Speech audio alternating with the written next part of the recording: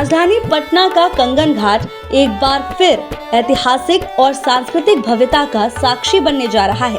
आगामी 5 जून से 16 जून 2025 तक यहाँ गंगोत्सव का आयोजन किया जाएगा, जिसका उद्घाटन गंगा दशहरा के दिन होगा। ये आयोजन सनातनी गंगा फाउंडेशन और IDPTS के संयुक्त तत्वाधान में किया जा रहा है। गंगोत्सव के राष्ट्रीय संस्थापक कैप्टन प्रवीण कुमार ने बताया, ये उत्सव न केवल धार्मिक आस्था का प्रतीक होगा, बल्कि नदी संस्कृति और नृत्य कला का अनूठा संगम भी प्रस्तुत करेगा। इस अवसर पर लाखों श्रद्धालुओं की उपस्थिति की संभावना है। कैप्टन कुमार ने बताया कि आयोजन के दौरान एक विशेष गंगा कला आरती का आयोजन होगा, जिसमें एक साथ 100 नृत्यांगनाएं, 11 ऋषि कुमारियां और 1000 महिलाएं मां गंगा की आरती करेंगी।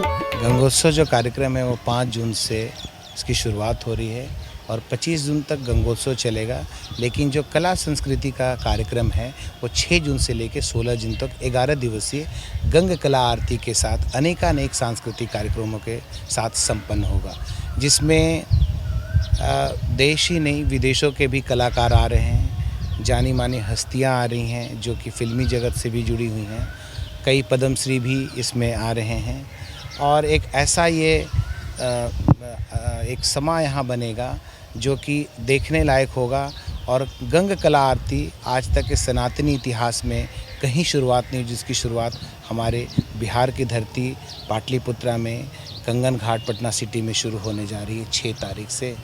माँ गंगा की प्रतिमा 41 फीट की है, जो कि एक रिकॉर्ड होगा, क्योंकि माँ गंगा की इतनी ऊंची प्रतिमा भारतवर्ष में कहीं नहीं बनाई जाती और बनाकर उसका आरती नहीं किया जाता। हमें बहुत सहयोग और सपोर्ट मिल रहा है जहाँ भी जा रहे हैं, और ख़ासकर जो मेयर साहिबा हैं उनसे हमें विगत 4 वर्षों से भरपूर सपोर्ट मिल रहा है।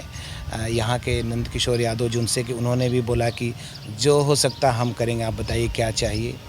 और जो पर्यटन मंत्रालय है, पर्यावरण है, आर्ट एंड कल्चर है, सभी से हमें आश्वासन मिला है कि हम इस कार्यक्रम को आगे बढ़ाने के लिए जितना हो सकता है उतना हम इसमें सहयोग करें। हाँ, ये बिल्कुल सही बात है। अभी मैं आपको एक बता देता हूँ कि हमारे फेमस पर्सनालिटी में भी 2 जन आ रहे हैं जो कि एक बिहार के ही हैं, जिनका नाम है इकबाल दुरानी जी। आपको याद होगा एक समय काफ़ी फिल्में बनती थी, फूल और कांटे, खुदा, उसके डायरेक्टर, प्रोड्यूसर, राइटर बहुत अच्छे लिखते हैं। और इसके बारे में एक बात भी बताऊंगा, उन्होंने सामवेद को, इतिहास में पहली बार वेद को, सामवेद को उर्दू और हिंदी में लिखा है। उर्दू में दारा शेखो भी नहीं लिखे थे। तो ये एक बहुत बड़ी एक विशेषता है उनकी कि उन्होंने वेद को उर्दू में लिखा हुआ। और साथ ही साथ मुकेश खन्ना जी, जो कि महाभारत में भीष्म के नाम से जाने जाते, वो यहाँ 8 तारीख को परफॉर्म करेंगे भीष्म प्रतिज्ञा। इसके साथ साथ विदेशी कलाकार भी आ रहे हैं, जैसे कि श्रीलंका से कलाकार आ रहे हैं, कुछ कंबोडिया का भी है, और भी फिल्मी कलाकार यहाँ आने वाले हैं। तो जैसे जैसे आएंगे उनका हम आपको बताते जाएंगे कार्यक्रम।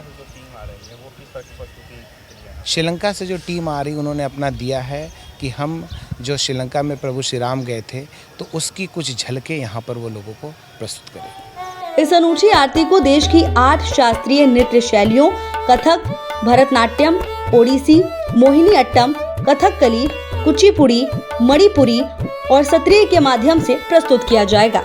गंगा कला आरती की कोरियोग्राफी में विदुषी सुदीपा बोस, डॉक्टर पल्लवी विश्वास, गुरु आदित्य श्रीवास्तव, श्रीमती इमली घोष और इसके साथ ही यामिनी शर्मा की महत्वपूर्ण भूमिका रही है।